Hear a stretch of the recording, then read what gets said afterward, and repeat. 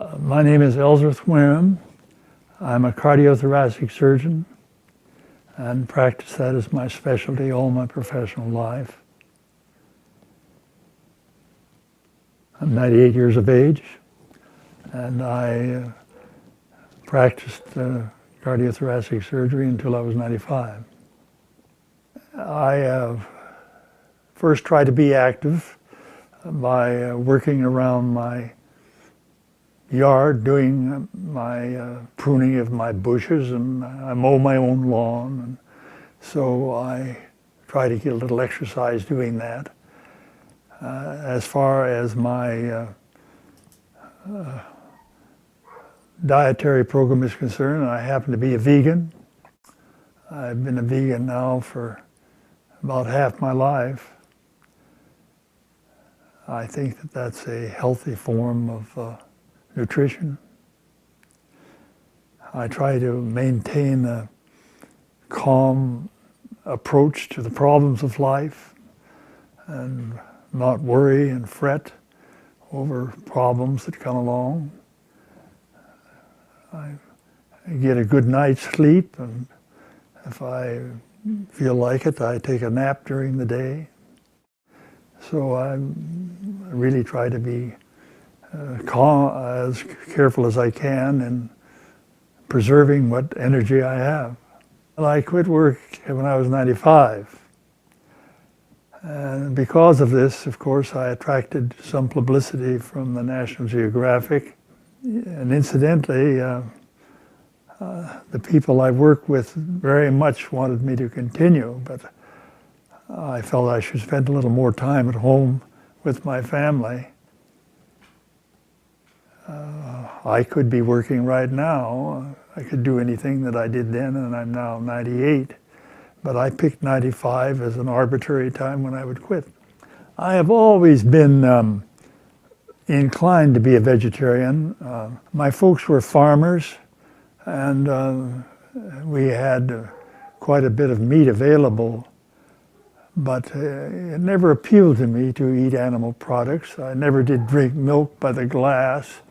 I would use it on my cereal, and of course my mother, and then later on my wife, would use it in cooking.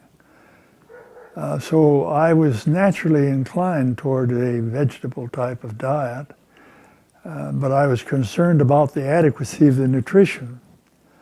And when I found out that I could get by taking a little vitamin B12, why, of course, I then became entirely vegan. And I think that it has been a very fine form of nutrition.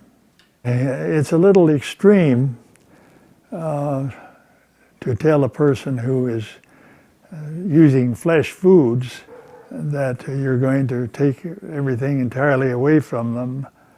But I have, when I was in practice in medicine, I would tell the patients that the vegetable-based diet was the healthy way to go, and as much as possible we keep away from the animal products. It has to be something that the person wants to cooperate in, and people are very sensitive about what they eat. Now, you can talk to people about exercising, and you can talk to people about relaxation and good mental attitude and things like that, and they will accept that. But you talk to them about what they're eating, and people are very sensitive about that. If an individual is willing to listen, I will try to explain to them on a scientific basis of how I think it's better for them. I read a statement in the Wall Street Journal last year, I think it was in January of last year, that I thought was quite significant. And it was this, that all tastes are acquired except for breast milk. Now, this means, you see, that if you as a parent will start your child on a healthy nutrition, they'll like it. But an individual, let us say, who is old, even my age, can change their taste buds. Now, there are a lot of people that take too much salt, and their food they think is flat unless they have a lot of salt in it. But if you will diminish the amount of salt gradually, after a while they won't know the difference.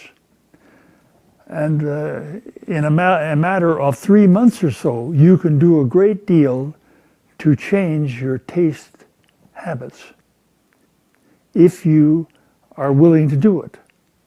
If a person is willing to go through the change and give himself time, he will enjoy foods that are healthy for him. As you know, cholesterol is the chief problem you have to be concerned about as far as developing coronary occlusion and coronary disease is concerned. If your cholesterol is under 140, very, very seldom that anybody has a heart attack who has a cholesterol of 140. Now, the factors that influence your cholesterol are things that we should know about. And one of the factors is the amount of saturated fat.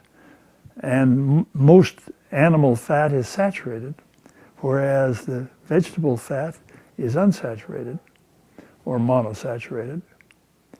So you have to avoid the animal fats. Now, there are those scientists, including Dr. Colin Campbell of Cornell University, that say that animal proteins will also affect your cholesterol, not just the fat. In other words, you pour off the cream off your milk and drink the skim milk. Even the casein of the milk will raise your cholesterol. And then people say also high intake of sugar will affect your cholesterol. So if you can keep your cholesterol under 140, your chances of developing coronary disease are very small. Exercise is beneficial in reducing your cholesterol. But if you're taking in a considerable amount of saturated fat, you can't exercise enough to lower it as much as it should be lowered.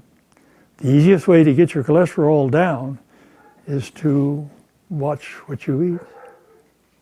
Now, you can lower your cholesterol by exercise, but I'm talking about, 15 or 20 milligrams per cent, something like that. But if you get on a vegan diet, which is low fat, you can drop it much more. When we went abroad, we had an open heart surgery team that this would be maybe a dozen to 24 people that would go with the team and do open heart surgery in overseas countries. But this was back 50 years ago, you see, when open heart surgery is first starting out. Now, there's no need to do anything like that. Now, most of the surgery we did when we went abroad, it was for congenital heart disease, that is defects of the heart with which a person is born, holes in the heart, malformations of the valves and so forth. And the other was valvular heart disease due to rheumatic fever. We didn't do very many coronary cases when we went overseas. Coronary disease is a disease of the more developed countries. That's being a little bit discriminatory, I presume, but America, undoubtedly, in my opinion, has been the leader in the development of coronary disease. I mean, in the development of treatment of heart disease. And I think has also led out in the research of the cause of the disease. We have a lot of information in this country which is not being applied, which would greatly reduce the incidence we have of coronary disease. I don't know whether you've been following the news, but Mayor Bloomberg of New York has, made certain laws establishing the size of the soft drinks which you can buy and so forth and so on. And he has other areas in which he is also enforcing by law healthful habits. Many people question whether you should have your individual freedom limited by laws, but there's no question about it that there are certain things that we could implement in this country that would greatly reduce heart disease. The Cleveland Clinic is the world's great center for coronary artery disease. Coronary angiography, the study of the coronary arteries, was developed at the Cleveland Clinic.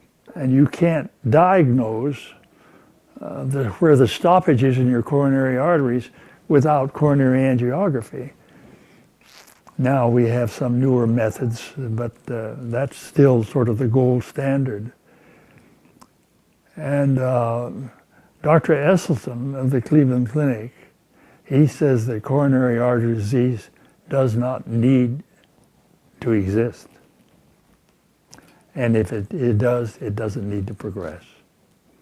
And he does it on a low-fat vegan diet. There have been only 2 people in the world that I know of that have demonstrated that they can arrest and reverse coronary artery disease, and they are Dr. Dean Ornish of San Francisco and Dr.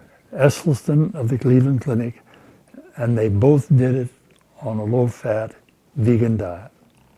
If you go on a low-fat vegan diet and you exercise, your chances of developing coronary disease will be very low. Get that cholesterol under 140, and you can. My cholesterol is 117. If I have some pain in my chest, I know it is not coronary disease. It may be due to something in my esophagus, hiatus hernia from my stomach or something else, but it's not coronary disease. Because at 117, I'm not going to develop it. Anybody can do those things. Very simple.